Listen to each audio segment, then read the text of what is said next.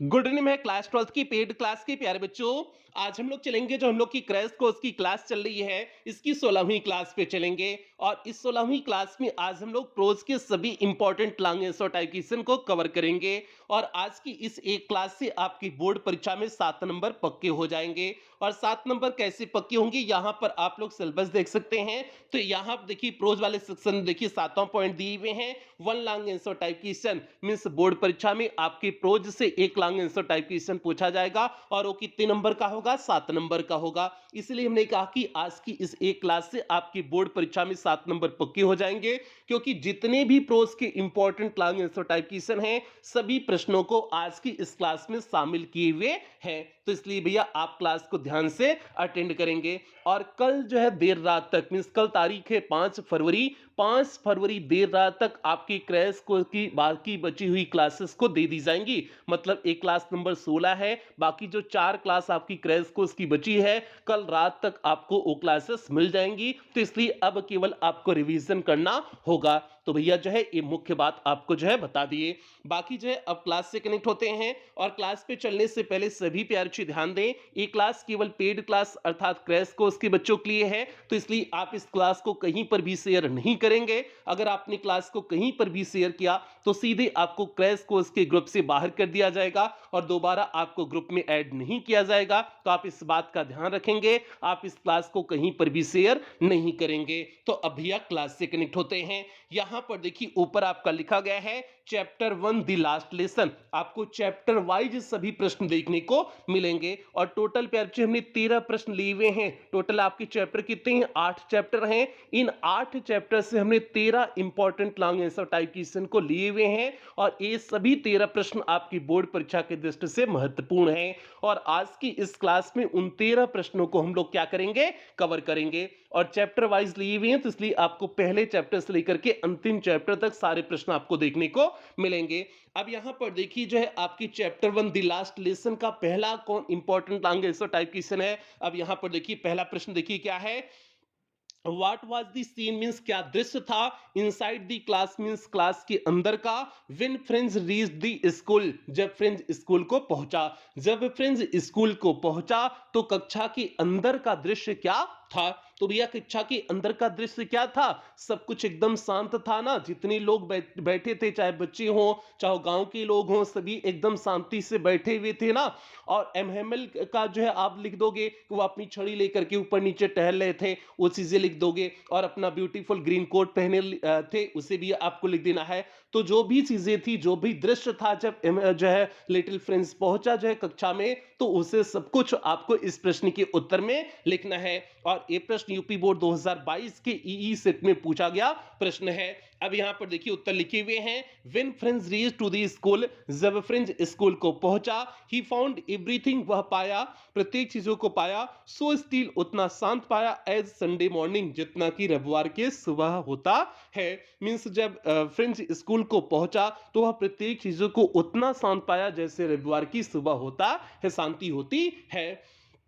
Through the window means खिड़की से, ही saw his classmates उसने अपने जो है सहपाठियों को देखा।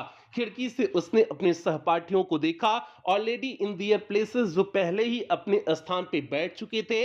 And Emhemal was walking up and down, और एमहेमल ऊपर नीचे जो है वॉक कर रहे थे मींस टहल रहे थे। With the terrible iron ruler, अपने भयानक जो है लोहे की छड़ी को लेकर के, अंडर हिज आर्म मींस अपने भुजा के अंदर दबा करके ऊपर नीचे टहल रहे थे।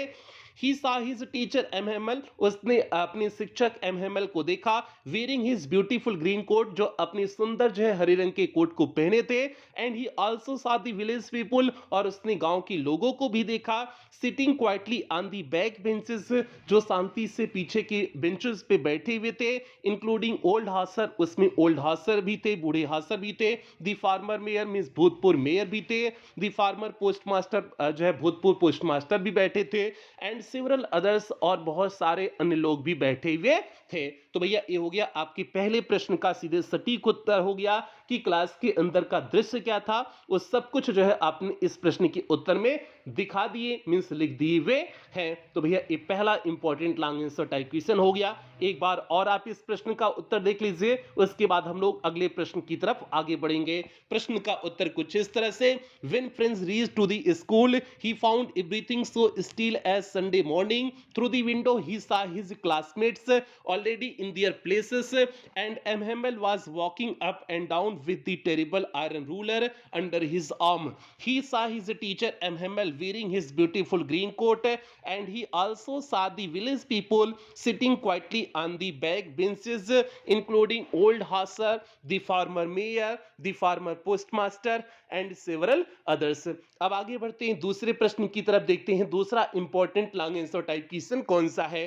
तो यहां पर देखिए बच्चे आपके सामने दूसरा important long answer type question है, और ये भी प्रश्न यूपी बोर्ड 2022 के ईएफ सेट में पूछा गया प्रश्न है, तो इसलिए भैया इंपॉर्टेंट है। प्रश्न क्या है, हाउ डिड द अनाउंसमेंट, कैसे घोषणा of the last lesson means अंतिम पाठ की, अफेक्ट फ्रेंड्स मींस फ्रेंड्स को प्रभावित की, मीन्स कैसे फ्रेंड्स को, छोटे से फ्रेंड्स को ये जो अंतिम पार्ट की घोषणा थी उसे कैसे प्रभावित की। तो अब वह सारी चीजों को याद करने लगता है ना, कि वह जो पढ़ा नहीं था उसे याद करने लगता है, उसको फ्रेंच तैयार नहीं था, वह कहता है कि जो है काश हम पढ़े होते अच्छे से तो हमें फ्रेंच लैंग्वेज तैयार हो गई होती। तो सारी चीजों के बारे में सोचने लगता है ना, एमएमएल के बारे में सोचने लगता है, सारी चीजों के बारे में सोचने लगता है। तो उन्हीं सारी चीजों को आपको इस प्रश्न के उत्तर में लिख देने हैं। अब देखिए हमने इस प्रश्न का उत्तर कैसे लिखे हुए हैं। The announcement of the last lesson means अंतिम पाठ की घोषणा, affected friends means friends को प्रभावित की, like a thunder clap means बिजली की गड़गड़ाहट के समान उसे प्रभावित की। He started to think, वह सोचना प्रारंभ कर दिया, about his mother tongue French, अपनी मातृभाषा फ्रेंच के बारे में वह सोचना प्रारंभ कर दिया। He thought, वह सोचा, that he hardly knew how to write, कि वह अभी बहुत मुश्किल से सीखा है कि how to write कैसे लिखते हैं, मीन्स वह सोचना प्रारंभ कर दिया कि अभी वह तो बहुत मुश्किल से सीखा है कि लिखते कैसे हैं। And he should never learn any more, और अब वह आगे पढ़ नहीं पाएगा, तैयार नहीं कर पाएगा, इस बात को वह सोचता है। आगे है, ही वॉज फीलिंग सॉरी, वह जो है दुखी महसूस करता है, for not learning his lessons, अपनी पाठों को न तैयार करने के लिए जो है वह दुखी महसूस करता है कि जो वह अपनी पाठ को तैयार नहीं किया हुआ था। हिज बुक्स, उसकी किताबें, that had seemed such a nuisance a while एगो, जो थोड़ी देर पहले जो है न्यूसेंस ही प्रतीत होती थी, मींस बेकार सी जो है प्रतीत होती थी, उसे परेशान करने वाली प्रतीत होती थी। विच वर सो हैवी टू कैरी, जिसे ढोना बहुत भारी सा लगता था। हिज ग्रामर, उसकी ग्रामर की किताबें, his history of the saints, उसके महात्माओं के इतिहास की किताबें, were felt old friends by him, अब वह उसकी पुरानी दोस्त सी प्रतीत हो रही थी। आगे है, तो ये सारी चीजें होगी। आगे है, द आइडिया, यह विचार कि that his master was going away, कि उसके मास्टर जा रहे हैं, यह विचार कि उसके मास्टर जा रहे हैं। That he should never see him again, कि वह उसे उन्हें दोबारा नहीं देख पाएगा। मेड हिम फॉरगेट, यह चीज उसे भुला दिया, भूलने के लिए मजबूर कर दिया। ऑल अबाउट हिज रूलर, उनके जो है सभी सख्त, एंड हाउ क्रैंकी, वह कितने बदमिजाज थे, इस व्यवहार को भूलने के लिए मजबूर कर दिया।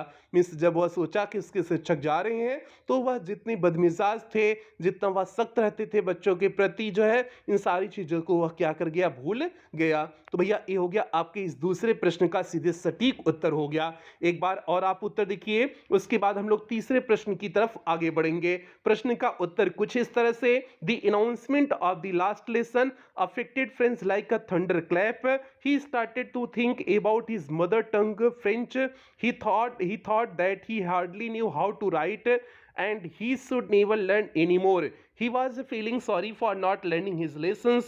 His books that had seemed such a nuisance a while ago, which were so heavy to carry, his grammar and his history of sense, were felt old friends by him. The idea that his master was going away, that he should never see him again, made him forget all about his ruler and how cranky he was. तो भैया ये हो गया इस प्रश्न का उत्तर। आगे बढ़ते हैं तीसरे प्रश्न की तरफ। यही आपके पहले पहले चैप्टर के दो important long answer type question थे। अब हम लोग बढ़ते हैं दूसरे चैप्टर की तरफ। दूसरा चैप्टर आपका कौन सा है? Last spring. अब लास्ट स्प्रिंग की कौन सी important long answer type question है यहाँ पर आपके सामने देखिए है। पहला important long answer type question है और ये पहला प्रश्न यूपी बोर्ड 2023 के दो सेट में पूछा गया है। ZY और ZW दो सेट में पूछा गया प्रश्न है, तो भैया बहुत इंपॉर्टेंट है। प्रश्न क्या है? Mention the hazards of working in the glass bangles industry. मतलब मेंशन दी हैजार्ड्स मींस खतरों का जो है, खतरों को मेंशन करिए, उसके बारे में चर्चा करिए। ऑफ वर्किंग मींस काम करने का, इन दी ग्लास बेंगल्स इंडस्ट्री मतलब जो है ये जो कांच की जो है बेंगल मींस चूड़ी, चूड़ी का जो कांच बनाने की इंडस्ट्री थी जो है, उसमें काम करने के जो खतरे हैं उसको आपको लिखना है। ये प्रश्न मीन्स 2023 के दो सेट में पूछा गया है। तो अब आपको उसमें बताया गया था, चैप्टर में आपने पढ़ा हुआ था, बहुत सारे खतरे थे। आई साइट चली जाती थी, आंखों की रोशनी चली जाती थी, कम उम्र में ही बच्चे बूढ़े लगने लगते थे, तो ये सारी दिक्कतें वहां पर थी ना। हाई टेम्परेचर रहता था तो उससे भी खतरा होता था। तो ये सारी चीजें आपको एक एक करके हेडिंग वाइज हमने यहाँ पर लिख करके बताए हैं, उसी तरह से आपको भी बोर्ड परीक्षा में लिखना है। आप देखिए यहाँ पर लिखे हुए हैं दी हैजार्ड्स मींस खतरे of working in the glass bangles industry means glass bangles की इंडस्ट्री में काम करने की खतरे आर मींस है। अब कौन कौन से हैं? पहला देखिए पॉइंट लिखे हुए हैं, losing eye sight over a period of time means एक समय के बाद उनकी आंखों की रोशनी चली जाती है। आई साइट मींस आंखों की रोशनी, मींस एक समय बाद उनकी आंखों की रोशनी चली जाती ही है। ये पहला उनका क्या हो गया? हैजार्ड्स हो गया, पहला एक खतरा हो गया। अब दूसरा यहां पर देखिए आपके सामने क्या था? मैनी अदर डिजीज मींस बहुत सारी अन्य बीमारियां डेवलप मींस आ जाती हैं due to high temperature means उच्च तापमान की वजह से। इन डिंजी सेल्स मींस उन गंदी कोठरियों में अत्यधिक तापमान की वजह से बहुत सारी बीमारियां हो जाती थी। तो ये आपका दूसरा पॉइंट हो गया। तीसरा, चिल्ड्रंस स्लॉगिंग मींस जो है बच्चे मेहनत करते थे। दियर डे लाइट आवर्स मींस दिन रात, मींस बच्चे दिन रात मेहनत करते थे। इन डार्क सेल्स मींस उस अंधेरी वाली जो है कोठरियों में। Make them far from growth and education, और यह चीज उन्हें जो है उनके वृद्धि और एजुकेशन शिक्षा से दूर कर देती थी, क्योंकि दिन रात काम कर रहे हैं तो कहां से वह एजुकेशन प्राप्त करेंगे और कहां से उनका अच्छा ग्रोथ भी कहां से हो पाएगा अगर दिन रात जो है ग्लास इंडस्ट्री में काम कर रहे हैं। ठीक है, तो ये हो गया तीसरा पॉइंट होगा, तीसरा हैजार्ड्स हो गया। चौथा देखिए इसमें लिखे हुए हैं, brightness and heat of furnace means जो है वहां पर जो चमक होती थी एंड हीट ऑफ फर्नेस, और जो है जो भट्टियों की हीट मींस उष्मा होती थी, गर्मी होती थी। अफेक्ट दियर स्किन मींस उनके जो है चमड़ी को प्रभावित करती थी। मींस जो है वहां का जो चमक और वहां भट्टियों की जो हीट होती थी, गर्मी होती थी, वह उनकी स्किन को क्या करती थी? अफेक्ट करती थी, प्रभावित करती थी। ये चौथा पॉइंट हो गया। पांचवा पॉइंट है कंजेस्टेड सेल्स, जो वहां पर कंजेस्टेड होते थे, सेल्स होती थी, कोठरियां होती थी। कंजेस्टेड मींस छोटी छोटी, जो वहां पर छोटी छोटी कोठरियां होती थी। विदाउट एयर मींस बिना हवा की, एंड लाइट बिना प्रकाश की। Give them asthma end TB disease, इससे जो है उन्हें अस्थमा और टीबी की बीमारियां हो जाती थी। तो ये हो गया आपका पांचवा पॉइंट हो गया। तो इस तरह से प्यारे बच्चे आपके ये 5 पॉइंट हमने लिखाए हुए हैं कि ग्लास बेंगल्स की इंडस्ट्री में काम करने के खतरे क्या थे, मींस काम करने के नुकसान क्या थे। और ये प्रश्न जो है 23 के जो है ZY ZW में सेट में पूछा गया है, तो भैया इंपॉर्टेंट प्रश्न है। अब एक बार इसका और उत्तर देख लीजिए, उसके बाद अगले प्रश्न की तरफ हम लोग आगे बढ़ेंगे।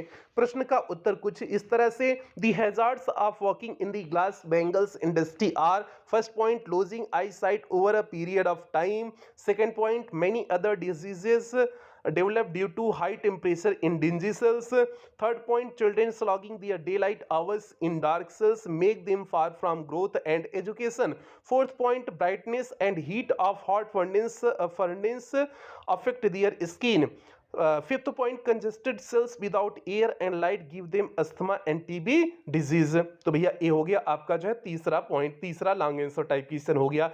चौथे की तरफ हम लोग आगे बढ़ते हैं, देखते हैं चौथा important long answer type question कौन सा है।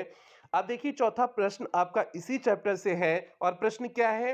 हु वाज साहेब, साहेब कौन था? तो भैया साहेब एक रैग पीकर था, एक कूड़ा करकट बिनने वाला था। अगला है what was the plight that compelled him to wander in the streets of Delhi for rag picking. कौन सी प्लाइट थी, कौन सी दुर्दशा थी जिसकी वजह से जो है वह दिल्ली की सड़कों पर कूड़ा बिनने के लिए मजबूर हुआ था। तो कौन सी दुर्दशा थी? तो भैया जो है बांग्लादेश में तूफान आया था, जहां का वह मूल निवासी था। उसके बाद जो है उस तूफान में वहां कोई खेती नहीं होती थी, उसके घर उड़ जाते थे, तो इसलिए वह यहाँ पर आकर के बस गया ना। तो इसी चीज को आपको इस प्रश्न के उत्तर में लिखना है। कहां पर आ गया? दिल्ली के नजदीक सीमापुरी में आकर के इसीलिए बस गया था। अब देखिए उसी चीज को हमने लिखे हुए हैं। जो आपका पहला प्रश्न पूछा गया हुआ साहेब, साहेब कौन था, इसका उत्तर देखिए लिखे हुए हैं Sahib was a rag picker. साहब एक कूड़ा करकट बीनने वाला था। हु लेफ्ट ढाका, जिसने ढाका को छोड़ दिया। टू सीमापुरी, सीमापुरी के लिए। इन search of food and money means पैसे और भोजन की तलाश में। जिसने ढाका को पैसे और भोजन की तलाश में क्या कर दिया? छोड़ दिया। ये पहले प्रश्न का उत्तर हो गया। और कौन सी दुर्दशा थी जिसकी वजह से यहाँ पर आया था, उसका उत्तर देखिए लिखे हुए हैं his home and his green fields of Dhaka. Means उसके घर और जो है ढाका के हरी भरी मैदान destroyed by the storms means नष्ट हो गए थे, किसकी वजह से? तूफान की वजह से। So he came at Seemapuri in India, इसलिए वह जो है आ गया सीमापुरी इन इंडिया, भारत के सीमापुरी में आ गया। ही वॉज सो पुअर, वह इतना गरीब था that he could not go to school, कि वह स्कूल नहीं जा सकता था। His parents were depend on rag picking for their livelihood, means उसके माता पिता अपनी आजीविका के लिए इसी रैग पिकिंग पर निर्भर रहते थे।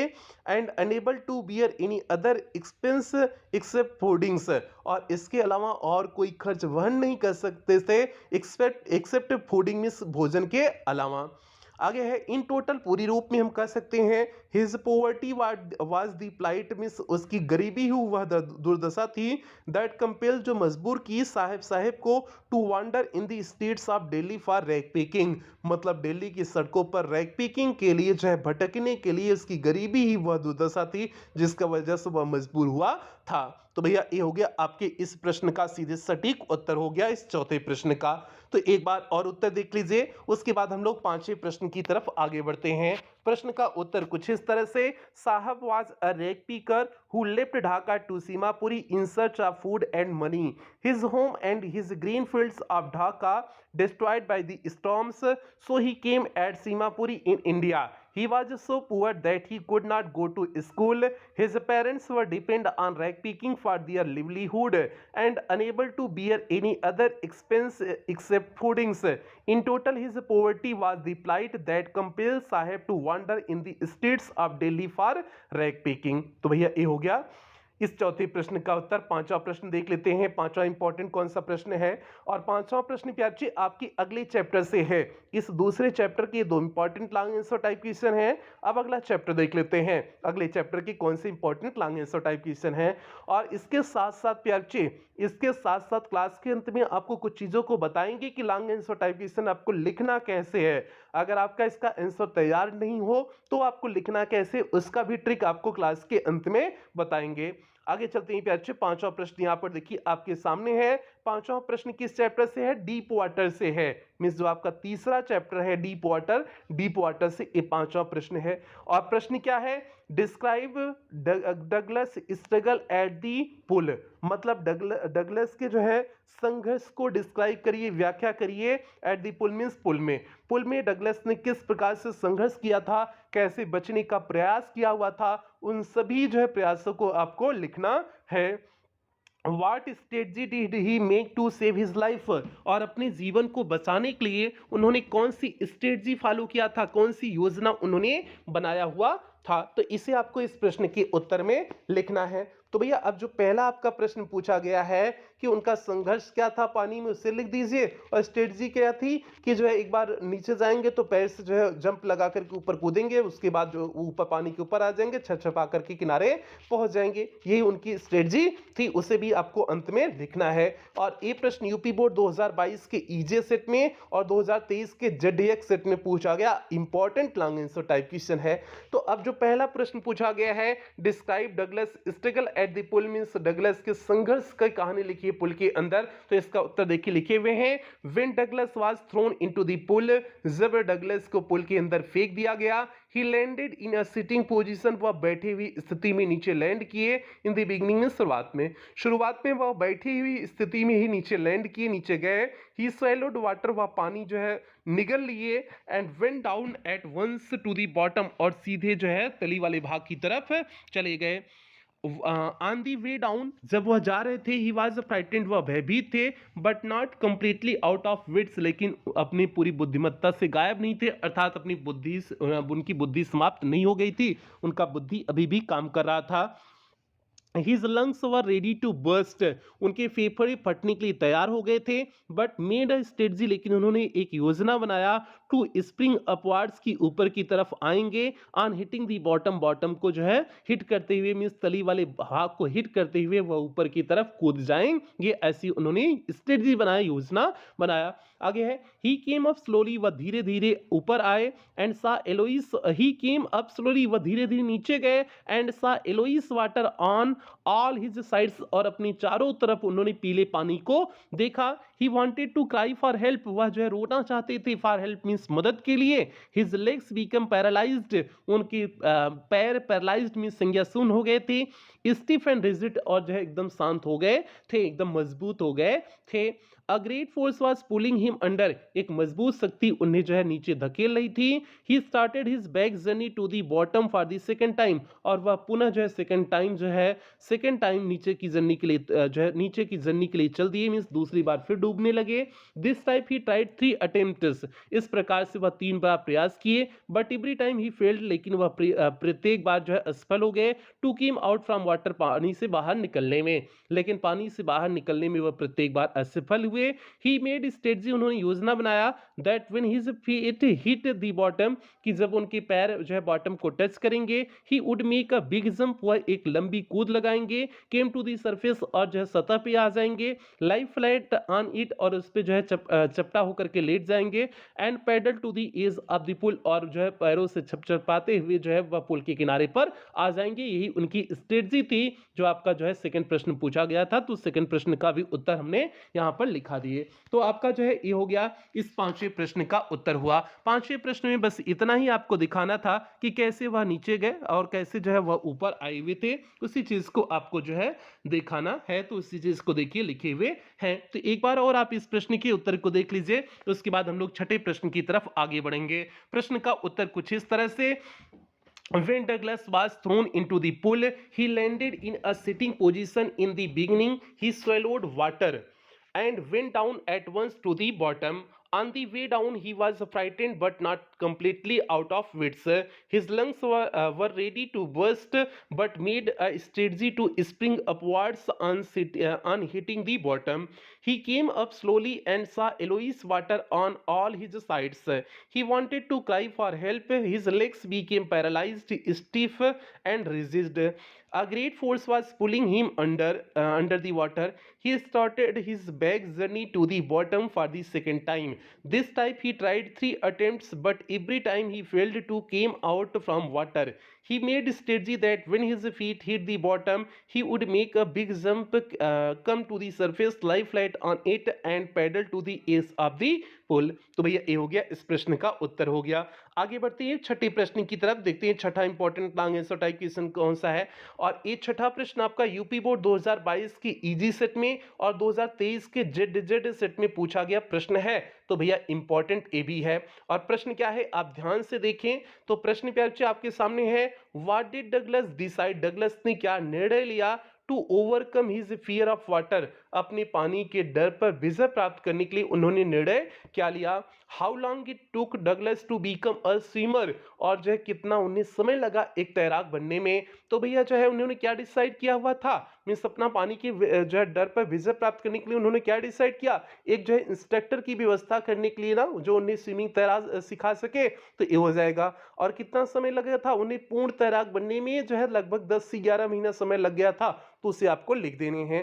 तो ये तो बहुत शार्ट उत्तर हो जाएगा, शार्ट उत्तर पूछा होता तो सीधे आपका यही जो है लिख दिया गया होता, लेकिन लॉन्ग है तो इसलिए थोड़ा सा और बड़ा करके लिखना पड़ेगा। तो देखिए उसे कैसे लिखे हुए हैं। और ये प्रश्न आपका यूपी बोर्ड 2022 की ईजी सेट और 2023 के जजर सेट में पूछा गया, तो भैया बहुत इंपॉर्टेंट है। प्रश्न का उत्तर देखिए कैसे लिखे हुए हैं। ही यूज्ड एवरी वे, उन्होंने प्रत्येक तरीका अपनाया, which he knew to overcome his fear, अपने डर पर विजय प्राप्त करने के लिए जितने भी तरीके जानते थे वह उन सभी तरीके को अपनाए। But it held him formally in its grip, लेकिन जो है वह मजबूती से अपनी जकड़ में इन्हें बनाए रखा। फाइनली अंततः he decided to get an instructor, वह एक प्रशिक्षक की व्यवस्था करने के लिए सोचते हैं। एंड लर्न टू स्विम, और तैराकी सीखे। मीन्स अंततः he decided to get an instructor, वह एक प्रशिक्षक को लेने की जो है व्यवस्था की है, निर्णय लिए। एंड लर्न टू स्विम, और तैराकी सीखने का। आगे है the instructor made Douglas a swimmer piece by piece, और उस इंस्ट्रक्टर ने, उस प्रशिक्षक ने उन्हें टुकड़ों टुकड़ों में जो है एक अच्छा तैराक बनाया। When Douglas perfected each piece, जब डगलस ने प्रत्येक टुकड़े को अच्छे से उसे आदर्श बना लिया, मीन्स अच्छे से सीख लिया। His instructor put them together into an integrated one, तो उनके जो है प्रशिक्षक ने उसे समाकलित करके एक में कर दिया। एज अ रिजल्ट, जिसके परिणाम स्वरूप इन नियरली 6 मंथ, मीन्स लगभग 6 महीने में, Douglas was able to swim, Douglas तैरने में समर्थ हो गए थे, डाइव गोता लगाने में समर्थ हो गए थे, क्रॉल करने में समर्थ हो गए थे, एंड सो ऑन, और इस प्रकार से इन सभी चीजों में डगलस समर्थ हो गए थे। But it took about 11 to 12 month, लेकिन यह लगभग 11 से 12 महीने का समय लग गया। To become a confident swimmer, means एक जो है विश्वस्त, आत्मविश्वस्त जो है स्विमर, तैराक बनने के लिए उन्हें कुल मिलाकर के 11 से 12 महीने का समय लग गया। तो भैया ये हो गया आपका जो है इस जो है छठे प्रश्न का जो है उत्तर हो गया। छठा प्रश्न आपका बहुत इंपॉर्टेंट था। एक बार और आप इस प्रश्न का उत्तर देख लीजिए, उसके बाद हम लोग अगले प्रश्न की तरफ आगे बढ़ेंगे। प्रश्न का उत्तर कुछ इस तरह से, he used every way which he knew to overcome this fear, but it held him firmly in its grip. Finally, he decided to get an instructor and learn to swim. The instructor made Douglas a swimmer piece by piece. When Douglas perfected each piece, his instructor put them together into an integrated one. As a result, in nearly 6 months, Douglas was able to swim, dive, crawl, and so on. But it took about 11 to 12 months to become a confident swimmer. तो भैया ये हो गया इस प्रश्न का उत्तर।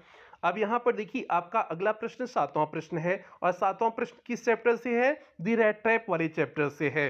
Means आपकी चौथी चैप्टर दी रैट ट्रैप वाले चैप्टर से है। और ये सातवां प्रश्न यूपी बोर्ड 2022 के ई सेट में पूछा गया प्रश्न है। प्रश्न क्या है आप ध्यान से सुनिए।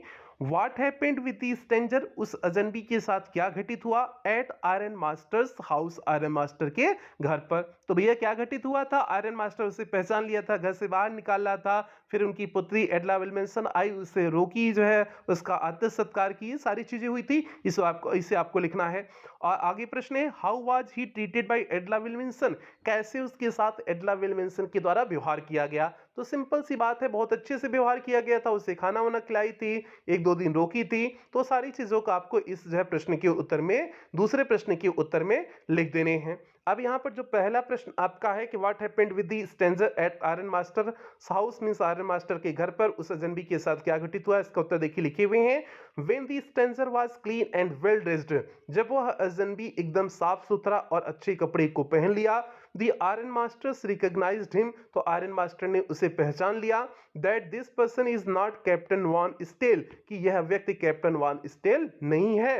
दी stranger made no attempt to dissimulate, और वह अजनबी उसे जो है कोई डिसिमुलेट मीन्स उसे जो है कोई बहकाने का प्रयास नहीं किया। ही सेड, उसने कहा, it is not my fault sir, यह मेरी गलती सर नहीं है। I never pretended to be anything, मैं किसी भी चीज का कभी झूठ नहीं बोला, कोई बहाना नहीं बनाया।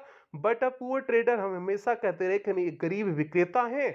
दी iron master said, iron master ने कहा, now you get out of here as fast as you can, कि अब यहां से तुम उतना तेजी से चले जाओ जितना संभव हो सके।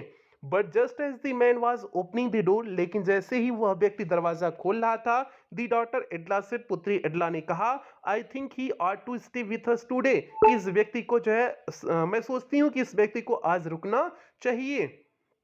एडला treated very kindly with stranger, और एडला ने उस अजनबी के साथ बहुत अच्छे से व्यवहार किया। सी made good things for the poor hungry peddler, उन्होंने उस जो है उस गरीब जो है भूखे पेडलर मीन्स घुमक्कड़ के लिए अच्छी भोजन बनाई। She gave him to eat the Christmas fish and porridge, वह उन्हें खाने के लिए दी क्रिसमस फिश मीन्स क्रिसमस की मछली, एंड पोरीज और दलिया को खाने के लिए दी। तो भैया ये हो गया आपका इस जो है प्रश्न का सीधे सटीक उत्तर हो गया। ये कौन सा प्रश्न था? 7वां प्रश्न हो गया। 7वें प्रश्न का सीधे सटीक उत्तर हो गया। एक बार और देख लीजिए, उसके बाद हम लोग 8वें प्रश्न की तरफ आगे बढ़ेंगे। प्रश्न का उत्तर कुछ इस तरह से, when the stranger was clean and well dressed, the iron master recognised him that this person is not Captain Von Steel. The stranger made no attempt to dissimulate. He said, it is not my fault, sir. I never pretended to be anything but a poor trader. The iron master said, now you get out of here as fast as you can. But just as the man was opening the door, the daughter Edla said, I think he ought to stay with us today. तो भैया ये प्रश्न का उत्तर हो गया। आगे अच्छा बच्चा है थोड़ा सा। Edla treated very kindly with stranger. She made good things for the poor hungry peddler. She gave him to eat the Christmas fish and porridge. अब बढ़ते हैं अगले प्रश्न की तरफ। अगला कौन सा प्रश्न है? 8वां प्रश्न है। 8वां प्रश्न इस चैप्टर का देखिए कौन सा इंपॉर्टेंट है, ध्यान से देखें। Who entered inside the forge, कौन ढलाई घर के अंदर प्रवेश किया? विथ अ वॉलेट मीन्स एक नौकर के साथ। कौन नौकर के साथ प्रवेश किया हुआ था? तो एडला विल्मनसन प्रवेश की हुई थी। आगे प्रश्न इसमें दिए हुए हैं, what did the person do, उस व्यक्ति ने क्या किया? Do with the stranger means उस अजनबी के साथ, और उस व्यक्ति ने उस अजनबी के साथ क्या किया? तो एडला विल्मनसन उसे अपने घर ले गई, उसे अपने बातों में लेकर के। आगे है, what was strangers reaction that, और उस अजनबी का रिएक्शन क्या था? वो भी जो है जब जाने के लिए तैयार हो गया, जब एडला विल्मनसन कही तो वह भी जाने के लिए तैयार हो गया। तो यही आपको लिखना है इस प्रश्न के उत्तर में। अब जो पहला प्रश्न है, कौन जो है प्रवेश किया था, तो इसका उत्तर देखिए लिखे हुए हैं, the daughter of iron master means iron master की पुत्री, entered inside the falls means उस ढलाई घर के अंदर प्रवेश की, विथ अ वॉलेट मीन्स एक नौकर के साथ। मीन्स जो है आयरन मास्टर की पुत्री जो है एक नौकर के साथ उस ढलाई घर में प्रवेश की। आगे है, as soon as she caught sight of peddler, और जैसे ही वह उस जो है पेडलर के दृश्य को देखी, पेडलर को देखी, she went up, वो उसके पास गई, and lifted his hat, उसकी टोपी को उठाई, and asked to come home with her, और अपने साथ घर आने के लिए कही।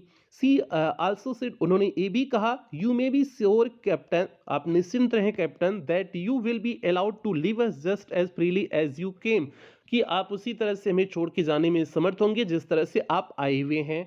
Only please stay with us Christmas eve, कृपया करके आप क्रिसमस की संध्या पर केवल हमारे साथ स्टे कर जाएं, रुक जाएं। तो ये वहां पर हुआ।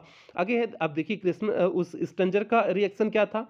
The strangers reaction was that, उस अजनबी का रिएक्शन था कि दैट ही बिकेम रेडी, कि वह तैयार हो गया, to go iron master home, उस लौह व्यापारी के घर जाने के लिए, विथ एडला विल्मनसन मीन्स एडला विल्मनसन के साथ जाने के लिए तैयार हो गया। यही उसका रिएक्शन हुआ था। तो भैया ये हो गया इस जो है 8वें प्रश्न का सीधे सटीक उत्तर हो गया। एक बार और आप उत्तर देख लीजिए, उसके बाद 9वें प्रश्न की तरफ हम लोग आगे बढ़ते हैं। तो प्रश्न का उत्तर कुछ इस तरह से, the daughter of iron master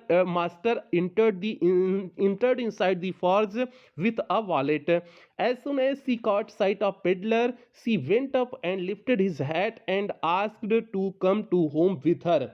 She also said, you may be sure captain that you will be allowed to live us just as freely as you came. Only please stay with us over Christmas Eve. The stranger's reaction was that he became ready to go iron master's home with Edla Wilmington. तो भैया ये हो गया इस प्रश्न का सीधे सटीक उत्तर। आगे बढ़ते हैं अगले प्रश्न की तरफ। अब यहाँ पर देखिए अगला प्रश्न आपका 9वां प्रश्न जो है आपके चैप्टर नंबर 5 इंडिगो से है। तो अब इंडिगो से कौन सा प्रश्न है, ध्यान से आप देखें। प्रश्न आपका कुछ इस तरह से है। पहला प्रश्न, हु वाज राजकुमार शुक्ला? राजकुमार शुक्ला कौन था? Why did he decide to meet Gandhi ji? वह गांधी जी से मिलने का निर्णय क्यों लिया? What did he do to fulfil his desire? वह अपनी इच्छा की पूर्ति के लिए क्या किया? तो अब सभी प्रश्न का उत्तर आपको एक एक करके देने हैं। अब जो पहला प्रश्न है, राजकुमार शुक्ला कौन था? तो भैया चंपारण का एक बटाईदार किसान था। अगला है, व्हाई डिड ही, वह गांधी जी से मिलना क्यों चाहता था? तो भैया जब वह वहाँ की जो जमींदारी की व्यवस्था थी उसकी शिकायत करने के लिए मिलना चाहता था। आगे है, what did he do to fulfil his desire? अपनी इच्छा की पूर्ति के लिए उसने क्या किया? तो वह जो है गांधी जी से जब तक हाँ नहीं करा लिया तब तक उनके साथ लगा ही रहा। तो यही उसने अपनी इच्छा पूर्ति के लिए किया था। तो अब एक एक करके आप इस प्रश्न के उत्तर को लिखेंगे। देखिए हमने एक एक करके लिखे हुए हैं। Rajkumar Shukla was a sharecropper, जो आपका पहला प्रश्न है हुआ राजकुमार शुक्ला। इसका उत्तर है कि Rajkumar Shukla was a sharecropper. Rajkumar Shukla एक बटाईदार किसान था। अब आप चंपारण इन बिहार, बिहार के चंपारण में एक बटाईदार किसान था। तो भैया पहले प्रश्न का उत्तर। दूसरा है, why did he decide to meet Gandhi ji? वह गांधी जी से मिलने का निर्णय क्यों लिया? इसका उत्तर देखिए लिखे हुए हैं। Rajkumar Shukla wanted to meet Gandhi ji. Rajkumar Shukla Gandhi ji से मिलना चाहता था। To complain about the injustice of the landlord system in Bihar. Bihar में जो जमींदारी की व्यवस्था की अन्याय चल रहा था उसकी शिकायत करने के लिए वह मिलना चाहता था। इन चंपारण, चंपारण में मोस्ट ऑफ अरेबल लैंड, अत्यधिक जोत योग भूमि, was owned by English landlords. उस पे जमींदारी किसकी होती थी? इंग्लिश लैंडलॉर्ड्स के द्वारा जमींदारी होती थी, वे इसके मालिक होते थे। They force the Indian sharecroppers, वे भारतीय किसानों से, भारतीय बटाईदारों से जो है उन्हें फोर्स करते थे, मजबूर करते थे। To grow indigo on the land, मिस जमीन पर नील की खेती को उगाने के लिए मजबूर करते थे। तो भैया ये हो गया आपका जो है इस दूसरे प्रश्न का उत्तर, जो इसमें दिए हुए थे कि why did he decide to meet Gandhi ji. अगला प्रश्न क्या है कि उसने क्या किया हुआ था जो है अपनी इच्छा की पूर्ति के लिए? तो इसका उत्तर देखिए लिखे हुए हैं। टू फुलफिल हिज डिजायर, अपनी इच्छा पूर्ति के लिए शुक्ला एकम्पनीड गांधी जी एवरीवेयर। शुक्ला जो है गांधी जी के साथ जो है सभी जगह लगा रहा। वेरीवर गांधी जी वेंट, जहां कहीं भी गांधी जी गए। आगे है, Shukla followed him to the ashram. Shukla उन्हें जो है आश्रम तक उनके साथ गया। फॉर वीक्स, कई सप्ताह तक। He never left Gandhi ji side, वह गांधी जी का साथ कभी भी छोड़ा नहीं। कई सप्ताह तक वह गांधी जी का साथ बिल्कुल छोड़ा नहीं। तो भैया ये हो गया इस प्रश्न का सीधे सटीक उत्तर हो गया। तो ये नवा प्रश्न था, नवे प्रश्न का सटीक उत्तर हो गया। एक बार अब हम लोग जो है नवें प्रश्न को और देख लेते हैं, उसके बाद 10वें प्रश्न की तरफ आगे बढ़ेंगे। प्रश्न का उत्तर कुछ इस तरह से, Rajkumar Shukla was a sharecropper of Champaran in Bihar. Rajkumar Shukla wanted to meet Gandhi ji to complain about the injustice of the landlord system in Bihar. In Champaran most of the arable land was owned by English landlords. They forced the Indian sharecroppers to grow indigo on the land. To fulfill his desire, Shukla accompanied Gandhiji everywhere, wherever Gandhiji went. Shukla followed him to the ashram. For weeks he never left Gandhiji's side. तो भैया ये हो गया आपका इस नवें प्रश्न का उत्तर। बढ़ते हैं 10वें प्रश्न की तरफ, और 10वां प्रश्न भी आपका इसी इंडिगो वाले चैप्टर से है। और ये प्रश्न यूपी बोर्ड 2022 के ईजी और 2023 की एबी सेट में पूछा गया प्रश्न है। तो भैया इंपॉर्टेंट प्रश्न है। प्रश्न क्या है? How did Gandhi ji reach Champaran? Gandhi ji Champaran कैसे पहुंचे? तो पूरी आपको ट्रेन की जर्नी को लिखना है। What did he find there? वहां पर क्या पाए? तो समस्या वहां पर पाए थे। And what did he plan for further proceedings? आगे की कार्रवाई के लिए उन्होंने क्या सोचा? तो भैया आगे की कार्रवाई के लिए जो है उन्होंने जो है अंग्रेजों से लड़ने का सोचा, मीन जमींदारों से लड़ने का उन्होंने सोचा, उसके खिलाफ विरोध किया, सारी चीजें किया, यही उन्होंने जो है प्लान किया हुआ था। तो भैया अब इसका उत्तर देखते हैं कैसे लिखे हुए हैं। इसमें देखिए लिखे हुए हैं, जो आपका पहला प्रश्न है गांधी जी चंपारण कैसे पहुंचे, तो इसका उत्तर देखिए लिखे हुए हैं। Gandhi ji boarded a train for the city of Patna in Bihar. Gandhi ji ने बिहार में पटना शहर के लिए एक जो है ट्रेन पकड़ा। आफ्टर दैट, उसके बाद Gandhi ji decided to go first to Muzaffarpur. Gandhi ji पहले मुजफ्फरपुर जाने का निर्णय लेते हैं। Which was en route to Champaran, जो चंपारण के रास्ते पर था। To obtain more complete information about condition, इस स्थिति के बारे में संपूर्ण जानकारी प्राप्त करने के लिए। आफ्टर मुजफ्फरपुर, मुजफ्फरपुर के बाद ही वेंट टू चंपारण, वह चंपारण को गए। मुजफ्फरपुर के बाद वह चंपारण को गए। ही फाइंड दियर वह वहां पर पाए that most of the arable land means अत्यधिक ज्योत योग भूमि इन द चंपारण चंपारण जिले में was divided into large states, मतलब बड़े बड़े जो है क्षेत्रों में बटे हुए थे, ओन्ड बाय इंग्लिशमैन जिस पे जो है अधिकार किया गया था अंग्रेज व्यक्तियों के द्वारा, एंड वर्कड बाय इंडियन टीनर्स और जो है उस पे भारतीय कृषक काम करते थे। यही चीज वो पाए थे वहां पर ना, तो वही चीज लिख रहे हैं। The chief commercial crop was indigo, वहां पर इंडिगो मुख्य जो है व्यावसायिक फसल इंडिगो थी, मीन्स नील की खेती थी। दी लैंडलॉर्ड्स मीन्स जमींदार, कंपेल्ड मीन्स मजबूर करते थे, ऑल टीनेंट्स मीन्स सभी किसानों को, to plant 3/20 or 15% of their holding with indigo, means 15% पर जो है 15% पर वह इंडिगो बोने के लिए क्या करते थे, मजबूर करते थे। And surrendered the entire indigo harvest as rent, और जो है पूरी इंडिगो की फसल को जो है किराए के रूप में दे देना होता था। This was done by long term contract, यह लंबे टर्म कॉन्ट्रैक्ट के द्वारा किया जाता था। प्रेजेंटली इस समय दी लैंडलॉर्ड्स लैंड मीन्स जो है जमींदारों को पता चला दैट जर्मनी है डेवलप्ड सिंथेटिक इंडिगो, कि जर्मनी ने जो है संश्लेषित इंडिगो को बना लिया। दे दियर अपान, इस प्रकार से वे ऑब्टेन्ड एग्रीमेंट्स जो है एग्रीमेंट करा लिए from the share croppers means share croppers से, टू पे देम कंपेंसेशन, कि वे क्षतिपूर्ति जो है दें, for being released from the 15% arrangement, इस 15% की व्यवस्था से मुक्त होने के लिए वे क्षतिपूर्ति दें। गांधी जी प्लांट, अब लास्ट में पूछा था ना गांधी जी ने क्या योजना बनाया, तो वही देखिए उत्तर लिखे हुए हैं। Gandhi ji plan for further proceedings to fight against this injustice, Gandhi ji ने योजना बनाया कि इस अन्याय के खिलाफ क्या करेंगे, लड़ेंगे। तो भैया ये हो गया आपके 10वें प्रश्न का सीधे सटीक उत्तर हो गया। तो इस प्रकार से आपके 10 प्रश्न कंप्लीट हुए। एक बार और उत्तर देख लेते हैं, उसके बाद हम लोग 11वें प्रश्न की तरफ आगे बढ़ेंगे। प्रश्न का उत्तर कुछ इस तरह से है, Gandhi ji boarded a train for the city of Patna in Bihar. After that, Gandhiji decided to go first to Muzaffarpur, which was en route to Champaran, to obtain more complete information about conditions. After Muzaffarpur, he went to Champaran. He found there that most of the arable land in the Champaran district were divided into large estates owned by Englishmen and worked by Indian tenants. The chief commercial crop was indigo. The landlords compelled all tenants to plant 3/20 or 15% of their holdings with indigo and surrendered the entire indigo harvest as rent. This was done by long-term contract. Presently, the landlords learned that Germany had developed synthetic indigo. They thereupon obtained agreements from the sharecroppers to pay them compensation for being released from the 15% arrangement. आगे है, Gandhi ji plan for further proceedings to fight against this injustice. तो भैया हो गया इस प्रश्न का सीधे सटीक उत्तर। अब 11वां प्रश्न आपका अगले चैप्टर से है, जो आपका छठा चैप्टर है, पोएट्स एंड पैनकेक्स। अब इस चैप्टर का इंपॉर्टेंट अगला 11वां प्रश्न है। अब बाकी जो 3 चैप्टर आपके हैं, पोएट्स पैनकेक्स हो गया, इंटरव्यू हो गया, गोइंग प्लेसेस हो गया, जो तीनों चैप्टर बचे हुए हैं उनसे एक एक प्रश्न हमने लिए हुए हैं। तो इस प्रकार से 13 प्रश्न हो जाएंगे। 3 चैप्टर है तो 3 प्रश्न और हैं, ठीक है।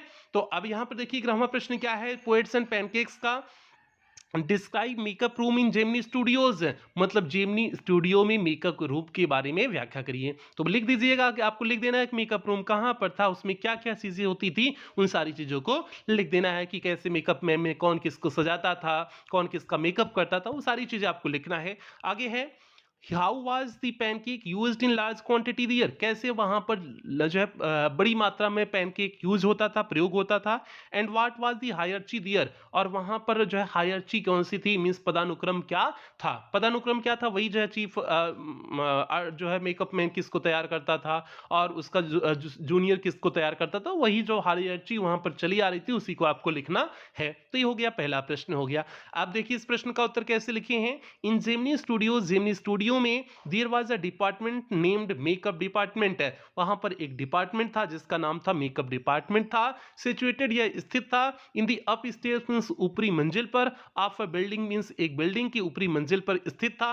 दैट वाज बिलीव्ड, जो माना जाता था, to have been Robert Clive stables, कि यह रॉबर्ट क्लाइव का अस्तबल हुआ करता था, ऐसा माना जाता था। उसकी ऊपरी मंजिल पर यह मेकअप डिपार्टमेंट स्थित था। आगे देखिए लिखे हुए हैं, there pancake was used in large quantity, वहां पर पैनकेक बड़ी मात्रा में यूज होता था। बिकॉज क्योंकि it was used to make up the whole crowd going for shooting, क्योंकि जो है पूरी क्राउड पूरी भीड़ को जो है मेकअप करना होता था जो शूटिंग में जाती थे। आगे आपका है strict hierarchy was maintained in the makeup department, और मेकअप डिपार्टमेंट में एक स्ट्रिक्ट मीन्स एक सख्त जो है पदानुक्रम था। और सख्त पदानुक्रम कैसे था देखिए लिखे हुए हैं, as the chief makeup man, जैसा कि जो है मुख्य जो मेकअप मैन होता था, made of the chief actors and actresses, वह किसको मेकअप करता था, मुख्य जो है एक्टर और एक्ट्रेसेस को जो है जो है मेकअप करता था। हिज सीनियर, उसका सीनियर असिस्टेंट, और उसका जो सीनियर असिस्टेंट हुआ करता था वो किसको तैयार करता था, the second hero and heroine, जो सेकंड नंबर की हीरो हीरोइन होते थे उनको तैयार करता था। एंड द जूनियर असिस्टेंट, और जो जूनियर असिस्टेंट होते थे उनके the main comedian and so fourth, तो वह मुख्य कॉमेडियन को तैयार करता था एंड सो फोर्थ। और इसी तरह से ये हायरची ये पदानुक्रम वहां पर चल रहा था। तो ये हो गया आपका इस प्रश्न का सीधे सटीक उत्तर हो गया। तो इस मीन्स 11वें प्रश्न का सीधे सटीक उत्तर हो गया। एक बार और उत्तर देख लीजिए, उसके बाद हम लोग 12वें प्रश्न की तरफ आगे बढ़ेंगे। प्रश्न का उत्तर कुछ इस तरह से, in Gemini Studios there was a department named makeup department situated in the upstairs of a building that was believed to have been Robert Clive's stables. Their pancake was used in large quantity because it was used to make up the whole crowd going for shooting. A strict hierarchy was maintained in the makeup department, as the chief makeup man made up the chief actors and actresses, his senior assistant the second hero and heroine, and the junior assistant the main comedian and so forth. तो भैया ये हो गया इस प्रश्न का सटीक उत्तर हो गया। आगे बढ़ते हैं अगले प्रश्न की तरफ, देखते हैं अगला जो है 12वां प्रश्न कौन सा है। तो यहां पर देखिए आपके सामने 12वां प्रश्न है, अगले चैप्टर दी इंटरव्यू चैप्टर से है। अब दी इंटरव्यू चैप्टर से कौन सा 12वां प्रश्न है आप ध्यान से देखें। प्रश्न 12वां है, who was Umberto Eco, Umberto Eco कौन थे। तो भैया अम्बर्टो इको जो है यूनिवर्सिटी ऑफ बोलोंगना जो इटली में है वहां के एक प्रोफेसर थे। आगे है, what were his fields of writing, उनकी जो है राइटिंग की फील्ड्स कौन सी थी। तो भैया उनकी राइटिंग की बहुत फील्ड्स थी, जो है वह जो है लिटरेरी इंटरप्रिटेशन करते थे, मिडिवल एस्थेटिक्स थे, फिक्शन था, ये सारी चीजें वो लिखते थे, नोवेलिस्ट थे, तो ये सारी चीजें थी। आगे, how did he write the novel The name of the Rose, उन्होंने किस तरह का novel The name of the Rose को लिखा हुआ है। तो अब देखिए एक एक करके आपको उत्तर बताते हैं। जो पहला प्रश्न है, हाउ वाज अम्बर्टो इको, इसका उत्तर लिखे हुए हैं, Umberto Eco was a professor, Umberto Eco एक प्रोफेसर थे at the University of Bologna, Bologna university में, इन इटली में, इटली में बोलोंगना यूनिवर्सिटी में वो एक प्रोफेसर थे, एंड अ फेमस नोवेलिस्ट, और एक प्रसिद्ध जो है उपन्यासकार थे। तो भैया पहले प्रश्न का उत्तर। और आगे है, what were his fields of writing, उनका राइटिंग का क्षेत्र क्या था। तो इसका उत्तर देखिए लिखे हुए हैं, Umberto Eco's field of works means Umberto Eco के जो है काम करने का क्षेत्र था वर ऑन सिमियोटीज था, मीन्स जो चिन्ह का ज्ञान जिन्हें होता है, सिमियोटीज था। लिटरेरी इंटरप्रिटेशन उनका क्षेत्र था, मिडिवल एस्थेटिक्स था, एंड फिक्शन, ये सारा उनका क्षेत्र था। आगे है, he wrote also academic text, वह एकेडमिक टेक्स्ट भी लिखे, ईसेज भी लिखे, चिल्ड्रंस बुक्स भी लिखे, मीन्स बच्चों की किताबें लिखे, एंड न्यूज़पेपर आर्टिकल्स, और न्यूज़पेपर में आर्टिकल्स को भी लिखे। तो इस तरह से उनका जो है फील्ड ऑफ वर्क यही था, मीन्स यही काम करने का क्षेत्र था, काम करने की इनकी इन्हीं फील्डों में उन्होंने काम किया। अब अगला जो प्रश्न है, नेम ऑफ द रोज नामक नोवेल के बारे में आपको लिखना है। तो देख लिखे हुए हैं, the name of the rose is a very serious novel, यह कैसा नोवेल है, बहुत गंभीर नोवेल है। Although the work stand on its own as a murder mystery, यद्यपि इसमें जो काम किया गया है वह एक मर्डर मिस्ट्री के रूप में किया गया है, मीन्स एक मर्डर हत्या कर दिया गया है, हत्या की रहस्य के बारे में बात किया गया है। It is more accurately seen as questioning of the meaning truth, यह जो है प्रश्न कर रहा है ट्रूथ के अर्थ पे जो है प्रश्न करते हुए इसमें लिखा गया है। फ्रॉम थियोलॉजिकल रूप में, मीन्स जो है थियोलॉजिकल मीन्स भगवान का जो रूप होता है, थियोलॉजिकल दैवी रूप में, फिलोसफिकल मीन्स दार्शनिक रूप में, स्कॉलरी रूप में मीन्स विद्वान के रूप में, एंड हिस्टोरिकल पर्सपेक्टिव और ऐतिहासिक दृष्टिकोण इसमें सम्मिलित है। तो भैया ये हो गया आपका इस जो है 12वें प्रश्न का सीधे सटीक उत्तर। एक बार और उत्तर देखिए, उसके बाद हम लोग 13वें और अंतिम प्रश्न की तरफ आगे बढ़ेंगे। प्रश्न का उत्तर कुछ इस तरह से, Umberto Eco was a professor at the University of Bologna in Italy and a famous novelist. Umberto Eco's field of works were on semiotics, literary interpretation, medieval aesthetics, and fiction. He wrote also academic text, essays, children's books, and newspapers articles. The Name of the Rose is is a very serious novel. Although the work stands on its own as a murder mystery, it is more accurately seen as a questioning of the meaning truth from theological, philosophical, scholarly and historical perspectives. तो भैया ये हो गया इस प्रश्न का सीधे सटीक उत्तर हो गया। अब आगे बढ़ें, अगले प्रश्न की तरफ आगे बढ़ें। तो भैया अगले प्रश्न की तरफ बढ़ते हैं, अगले और अंतिम प्रश्न की तरफ आगे बढ़ते हैं। तो यहाँ पर देखिए आपके सामने अगला अंतिम प्रश्न आपका जो है चैप्टर नंबर 8 गोइंग प्लेसेस से है। आप देखिए गोइंग प्लेसेस से जो है कौन सा अंतिम प्रश्न है, आप ध्यान से इसे देखें। प्रश्न है कुछ इस तरह से, 13वां प्रश्न है, वाट हैड हैपेंड, क्या घटित हुआ था, eight the meeting place means उस मिलन स्थान पर क्या घटित हुआ था, डिड सोफी मीट डैनी कैसी, क्या सोफी डैनी कैसी से मिली, वाई आर वाई नॉट, अगर मिली तो क्यों, नहीं मिली तो क्यों नहीं।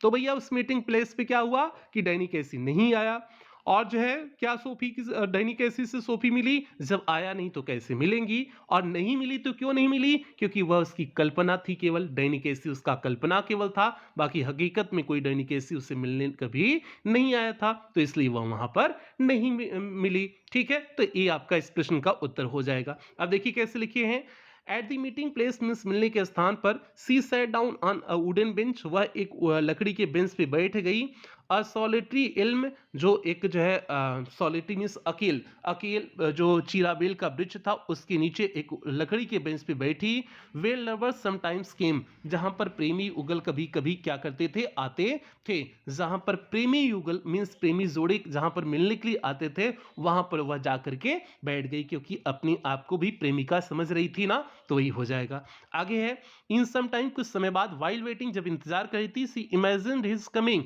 वह कल्पना करती हैं, हिज कमिंग मींस उसके आगमन की कल्पना करती हैं, जब वह बैठी हुई होती हैं तो वहां पर उसके आगमन की कल्पना करती हैं। सी वाज्ड, वह देखती हैं, अलोंग द कैनल मींस नहर के पास से, सीइंग हिम, उसे देखते हुए, come out of the shadows, वह जो है शेडो के बाहर आ रहा है, देखती हैं कि वह जो है परछाई के बाहर आ रहा है। Imaging her own consequent excitement, और अपनी पूरी जो है उत्तेजना के साथ वह उसका इंतजार करती हैं, उसकी कल्पना करती हैं।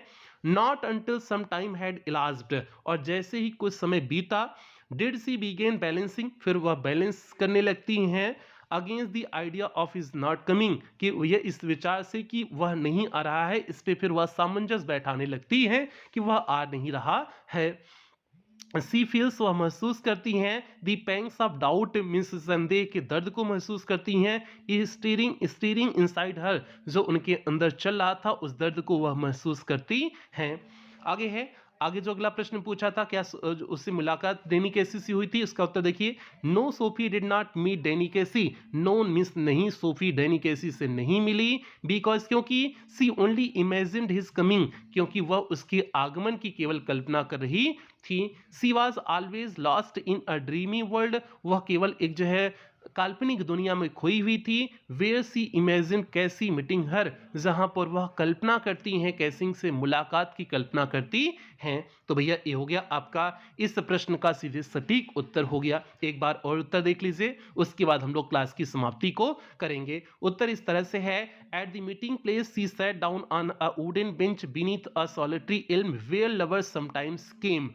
In some time while waiting, she imagined his coming. She watched along the canal, seeing him come out of the shadows, imagining her own consequent excitement. Not until some time had elapsed did she begin balancing against the idea of his not coming. She feels the pangs of doubt stirring inside her. No, Sophie did not meet Danny Casey because she only imagined his coming. She was always lost in a dreamy world where she imagine Casey meeting her. तो भैया ये हो गया इस प्रश्न का सीधे सटीक उत्तर हो गया।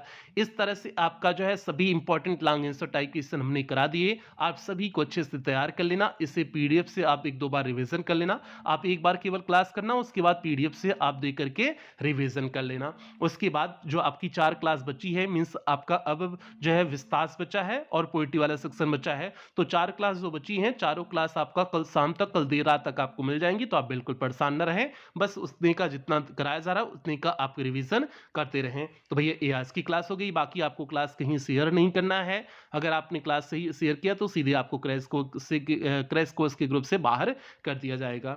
बाकी कुछ बेहतरीन लाइनों के साथ क्लास की समाप्ति करेंगे। परिंदों को मंजिल मिलेगी यकीनन, ये फैले हुए उनके पंख बोलते हैं। वो लोग रहते हैं खामोश अक्सर, जमाने में जिनके हुनर बोलते हैं। तो इन्हीं उम्मीदों के साथ मिलते हैं अगली क्लास में। तब तक आप लोग अपना ध्यान रखें, अपनी परिवार का ध्यान रखें। लव यू ऑल प्यारे बच्चों।